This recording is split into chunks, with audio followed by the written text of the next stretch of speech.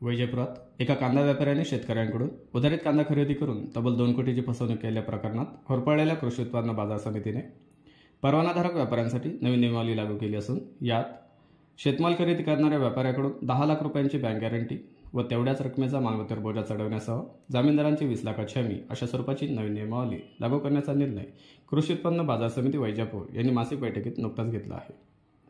मात्र ही नियमावली लागू करण्यास 2 व्यापारी संचालकांनी विरोध केला असून उर्वरित संचालकांनी या ठरावाच्या बाजूने मत मांडली आहे। सविस्तर बातमी अशी की नुकताच एका कांदा व्यापाऱ्याने शेतकऱ्यांची 2 कोटी रुपयांची फसवणूक केल्याचे प्रकरण उघडले असून त्या पार्श्वभूमीवर बाजार समितीने व्यापाऱ्यांसाठी कडक नियमावली करण्याच्या दृष्टीने आता कडक पावले उचलल्याचे बघावयास मिळत आहे।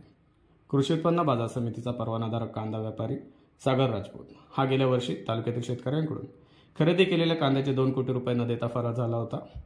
त्यामुळे शेतकऱ्यांच्या मोठ्या रोषाला बाजार समिती प्रशासनाला सामोरे जावे लागले होते।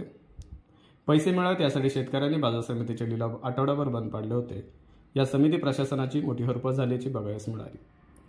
भविष्यात असा प्रकार घडू नये यासाठी व्यापारी परवान्याच्या नियमावलीत सुधारणा करण्याची सूचना आमदार प्राध्यापक रमेश बोरनारे यांनी सभापती रामहरी जाधव व संचालकांना दिली होती।